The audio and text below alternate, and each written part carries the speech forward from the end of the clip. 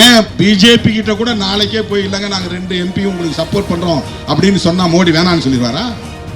ஜெயலலிதா அம்மா இருந்த போதும் கலைஞர் இருந்த போதும் அவர்களால் வாலாட்ட முடியவில்லை. நாளைக்கு எனக்கு பின்னால ஒருத்தன் கட்சியை தொடங்கி அவன் அறிக்கை விட்டால் அவன் அறிக்கையை முதல் பக்கத்திலே போடுவான், எனது அறிக்கையை திருமாவளவன் அறிக்கை விட்டார்னு போடுவான்.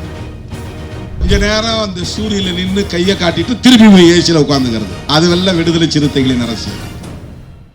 சாதியவாதிகளோடும் மதவாதிகளோடும் எந்த சூழலிலும் சமரசம் செய்து கொள்ள மாட்டோம். எவனோ வழியில போனவன் அண்ணன் வணக்கம்னு ஒரு சீட்டை கொடுத்தான், வாங்கி பார்த்தா அது மாநாட்டு.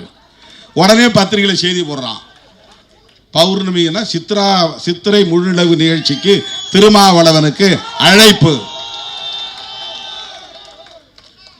உடனே தினமலர்காரன் கொட்டை எழுத்து போடுறான், அது 2 பேரும் ஒன்னா ஆக்கிறதுக்கு திமுக தலைவர் முயற்சிக்கிறாரு, 2 பேரும் சமரசமாக போறாங்க. அதுக்கெல்லாம் வாய்ப்பே கிடையாது. அப்படி ஒரு நிலையில் விடுதலை சிறுத்தைகள் சமரசம் செய்து 10 இடங்களில் வெற்றி பெற்று என்ன செய்ய போறோம்? நாக்க வழிக்க போறோமா? என்ன செய்ய போகிறோம்? ஒண்ணுமே வேண்டான்னு நாங்க இருந்தாலும் இருப்போமே தவிர பாஜகவோடு சமரசம் செய்து கொண்டு சாதியவாத சக்திகளோடு சமரசம் செய்து கொண்டு 10 பேரை உள்ள அனுப்புறதுக்கு நான் கட்சியை நடத்த தேவையில்லை. அந்த அவசியம் எனக்கு கிடையாது. அப்படி ஒரு நிலைப்பாட்டை ஒருபோதும் திருமாவளவன் எடுக்க மாட்டான்.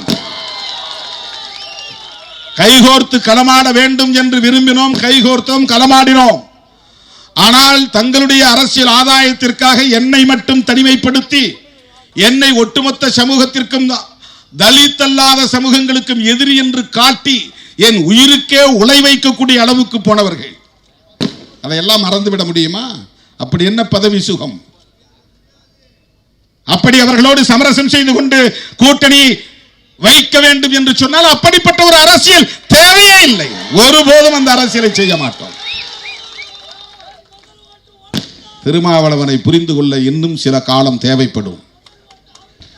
விடுதலை சிறுத்தைகளை புரிந்து கொள்ள இன்னும் உங்களுக்கு பக்குவம் தேவைப்படும். சராசரி அரசியல்வாதிகளைப் போல சமரசம் செய்து கொள்ளுகிற சராசரி அரசியல்வாதிகளைப் போல எங்களை நீங்கள் எடை போட்டு பார்க்கிறீர்கள். அது ஒருபோதும் நடக்காது. நாங்கள் எந்த சமூகத்திற்கும் பகை அல்ல. சில கட்சிகள், சில அமைப்புகள். இந்து சமூகத்திற்கு நாங்கள் எதிரிகள் இல்லை. இந்து சமூகத்தை பயன்படுத்தி அரசியல் ஆதாயம் தேடுகிற பாஜக RSS நாங்கள் எதிர்க்கிறோம், விமர்சிக்கிறோம், அம்பலப்படுத்துகிறோம். பாஜகவை எதிர்ப்பதால் நாங்கள் இந்துக்களை எதிர்ப்பதாகாது. RSS நாங்கள் விமர்சிப்பதால் ஒட்டுமொத்த இந்துக்களையும் நாங்கள் விமர்சிப்பதாக பொருளாகாது. பாமகவை எதிர்ப்பதால் நாங்கள் வன்னியர் சமூகத்தை எதிர்ப்பதாகாது. எங்களுக்கும் இந்த சமூகத்திற்கும் எந்த பிரச்சனையும் கிடையாது. நாங்கள் சகோதரத்துவத்தோடு தான் வாழ்கிறோம், வசிக்கிறோம். கோயம்பேட்டிலே வந்து பாருங்கள், எவ்வளவு தோழர்கள் வன்னியர்களும் ஆதி திராவிடர்களும் இங்கே ஒற்றுமையாக இருக்கிறார்கள். எல்லா சமூகங்களை சார்ந்தவர்களும் ஒற்றுமையாக இருக்கிறார்கள். விடுதலை சிறுத்தைகள் கட்சி இது போன்ற நெருக்கடிகளை எல்லாம் கடந்துதான் வந்திருக்கிறது. காவல்துறையில் இருப்பவர்களும் சரி, அரசியல் களத்திலே இருப்பவர்களும் சரி, ஒருவேளை மறந்து போயிருந்தால் நாங்கள் நினைவூட்டுகிறோம். எத்தனையோ அடக்குமுறைகளை தாண்டி வந்திருக்கிறோம். அதையெல்லாம் விவரிக்க முடியாது, ஒரு நிகழ்விலே சொல்லிவிட முடியாது. பிராக்டிக்கல் ஆக்டிவிஸ்ட், நடைமுறை சாத்தியங்களை அடிப்படையாக வைத்து இயங்கக்கூடிய போராளிகள். நடிகர்களை பற்றிலாம் சொன்னாங்க. நான் ஏற்கனவே பலமுறை சொல்லியிருக்கிறேன். 25 வருஷத்துக்கு முன்னாடியே எத்தனை நடிகர்கள் வந்தாலும், எத்தனை இயக்குனர்கள் வந்தாலும், எத்தனை கதாநாயகிகள் வந்தாலும், எத்தனை தலைவர்கள் வந்தாலும் சிறுத்தைகளின் களம் முற்றிலும் வேறானது, முற்றிலும் வேறானது. இந்த களத்திற்குள் அவர்களால் 1 மணி நேரம் தாக்குப்பிடித்து நிற்க முடியாது. கரும்பு வெற்றவன் கரும்பு வெற்ற திறன் உள்ளவனா இருப்பான். கரும்பு கழிக்கிற பெண்கள் அந்த திறமை உள்ளவங்களா இருப்பாங்க. அதை கட்டி போட்டு தலையில் சுமந்துக்கிட்டு வர்றது அந்த வேலையும் சிலரால் செஞ்சிட முடியும். ஆனால் அந்த கருப்பம்பாலை கொண்டு வந்து அந்த உலையில கொப்பரையில் கொட்டி அந்த இடத்த நின்று அந்த கந்தை தூக்கி போட்டு சக்கையை தூக்கி போட்டு வேக வச்சு அந்த பால் சுன்ற வரையில் அங்கே நின்று வேலை செய்கிறான் பாருங்க. அது எல்லாராலையும் முடியாது. அது பதத்துக்கு வரும்போது கொஞ்சம் சுண்ணாம்பு போட்டு அப்படி லேசாக இளமஞ்சள் வரும்போது அந்த அனலையெல்லாம் நிறுத்தி அதை எடுத்து தொட்டியில் ஊற்றுவான். அந்த பணியை ஒருத்தர் 2 பேரால் தான் செய்ய முடியும். அதுபோல விடுதலை சிறுத்தைகள் மட்டும்தான் அந்த களத்திலே நிற்க முடியும். அதுபோன்ற உழைக்களத்தில் நிற்கிற வேலை விடுதலை சிறுத்தைகளின் வேலை. இது ஏசிக்குள்ள உட்கார்ந்துட்டு செய்கிற அரசியல் இல்லை. விடுதலை சிறுத்தைகளின் அரசியல் வீட்டில் ஏசி, இறங்கினா காரில் ஏசி, இறங்கி போனால் ஹோட்டலில் ஏசி, ரூமில் இருந்து வெளியே வந்து ரெஸ்டாரண்ட்டில் வந்தால் ரெஸ்டாரண்ட்டில் ஏசி, கொஞ்ச நேரம் அந்த சூரியனில் நின்று கையை காட்டிட்டு திருப்பி போய் ஏசியில் உட்காந்துக்கிறது. அதுவெல்லாம் விடுதலை சிறுத்தைகளின் அரசியல். நாளைக்கு ஒருத்தன் புதுசாக கட்சி ஆரம்பிச்சா கூட அவன் பேரை மேலே போட்டு என் பேரை பின்னால் போடுவான் ஊடகத்தில். இன்னைக்கு அதுதான் உளவியல், ஊடக உளவியல். நாளைக்கு எனக்கு பின்னால் ஒருத்தன் கட்சியை தொடங்கி அவன் அறிக்கை விட்டால் அவன் அறிக்கையை முதல் பக்கத்திலே போடுவான். எனது அறிக்கையை திருமாவளவன் அறிக்கை விட்டார்னு போடுவான். இல்லைன்னா அந்த பேரும் போட மாட்டான். அவ்வளவு ஈஸியெல்லாம் நம்மளை அங்கீகரிக்க மாட்டார்கள். 25 ஆண்டு காலம், 4 நூற்றாண்டு காலம் தாக்கு பிடித்து இந்த களத்திலே நின்று இன்றைக்கு தேர்தல் ஆணையத்தால் அங்கீகரிக்கப்பட்ட ஒரு கட்சியாக, மாநில கட்சியாக நிமிர்ந்து நிற்கிறோம். அதிமுக தோல் மீது ஏறி சவாரி செய்கிறது பாஜக. 2021 அதிமுகவோடு கூட்டணி வைத்துதான் இன்றைக்கு இவர்கள் இந்த அளவுக்கு ஆட்டம் போடுகிறார்கள். அவர்கள் வாங்கிய வாக்குகள் எல்லாம் அதிமுக வாக்குகள், அது பிஜேபி வாக்குகள் அல்ல. பிறகு வெளியேறி வந்தார்கள். 2024 நாடாளுமன்ற பொதுத் தேர்தலை தனித்து சந்தித்தார்கள். இப்போது மறுபடியும் அதிமுக பிஜேபி கூட்டணி. நாம் யாருக்கும் அறிவுரை சொல்லவில்லை, ஆனால் அச்சத்தை சொல்லுகிறோம். அதிமுக என்கிற ஒரு கட்சி தமிழ்நாட்டிலே வலுவாக இருந்தால்தான், திமுக அதிமுக என்கிற 2 கட்சிகளும் வலுவாக இருந்தால்தான் பாரதிய ஜனதா என்கிற RSS அரசியல் அணி இங்கே வேரூன்ற முடியாது என்பது கடந்த கால வரலாறு.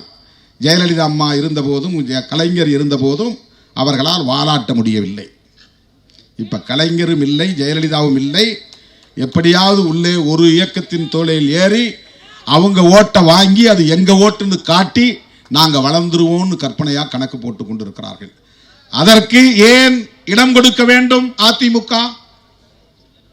இதுதான் என்னுடைய கேள்வி. நீங்கள் ஜெயலலிதா அம்மையார் இல்லாமலேயே 65, 66 இடங்களில் வெற்றி பெற்றீர்களே. அதிமுக வலிமையோடு தானே இருக்கிறது. அதிமுகவுடைய வாக்காளர்கள் யாரும் சிதறவில்லையே. ஜெயலலிதா அம்மையார் இல்லை என்பதனால் அவர்கள் யாருக்காவது மாற்றி போட்டார்களா? அப்படி நம்பிக்கையோடு இரட்டை இலை சின்னத்திற்கு அவர்கள் வாக்களிக்கிற போது அந்த வாக்குகளை எல்லாம் நீங்கள் அள்ளிக்கொள்ளுங்கள், உங்களுக்கு தருகிறோம் என்று நீங்கள் ஏன் பிஜேபிக்கு சிவப்பு கம்பளம் இருக்கிறீர்கள்? அது வளர்ந்தால் யாருக்கு ஆபத்து? எந்த கொள்கைக்கு ஆபத்து? எந்த கோட்பாட்டுக்கு ஆபத்து? இதையெல்லாம் எண்ணி பார்க்க வேண்டாமா? இனி எந்த காலத்திலும் மோடியோடு பிஜேபியோடு உறவு வைத்துக் கொள்ளவே மாட்டோம் என்று சொன்னவர் தானே பிராமண சமூகத்தில் பிறந்த ஜெயலலிதா அம்மையாருடைய சபதம். ஒரு பிராமண சமூகத்தை சார்ந்த பெண்மணி ஜெயலலிதா அம்மையாருக்கு பிஜேபி கூடாது என்கிற கருத்தில் உறுதிப்பாடு இருந்தது. மோடியா லேடியா மோதி பார்ப்போம் வா என்று சொன்னவர் தானே. அவருடைய வழித்தோன்றல்களாக இருக்கிற நீங்கள் எப்படி மனசாட்சியை விற்றுவிட்டு பிஜேபியை தோளில் சுமக்க தயாராகிவிட்டீர்கள்? இது யாருக்கு லாபம்? உங்களுக்கு லாபம். அவர்களால் உங்களுக்கு ஒரு தொகுதியில் இருந்து ஒரு 1000 ஓட்டு வருமா? விரல் விட்டு சொல்ல முடியுமா? ஆதாரம் காட்ட முடியுமா? இரட்டை இலை சின்னத்திலே நிற்கக்கூடிய அதிமுக தொண்டனுக்கு பாரதிய ஜனதாவால் ஒரு சட்டமன்ற தொகுதியிலே எத்தனை வாக்குகள் வரும் என்று உங்களால் உறுதிப்படுத்த முடியுமா?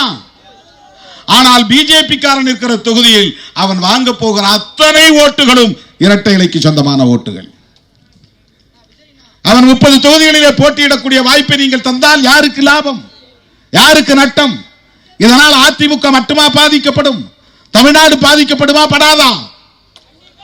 தமிழ்நாட்டிலே ஒரு நச்சு அரசியல் பரவுமா பரவாதா? மத வெறியாட்டம் தலை தூக்குமா தூக்காதா? எண்ணி பாருங்கள்.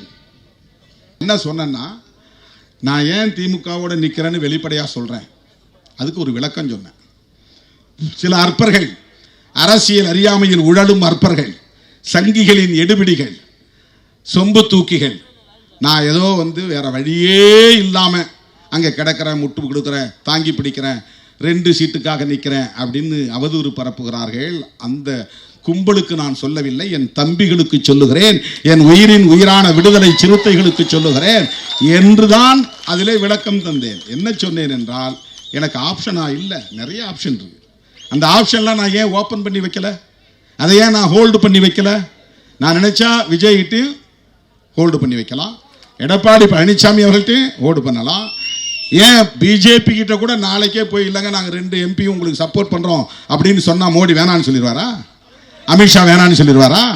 இவ்வளவு நாளாக எங்களை விமர்சனம் பண்ணீங்க, எங்களை திட்டுனீங்க, கடுமையாக பேசினீங்க, அதனால உங்க 2 ஓட்டு எங்களுக்கு தேவையில்லை, 2 MP எங்களுக்கு தேவையில்லை அப்படின்னு அமித்ஷாவோ மோடியோ வேணான்னு சொல்லிடுவாரா?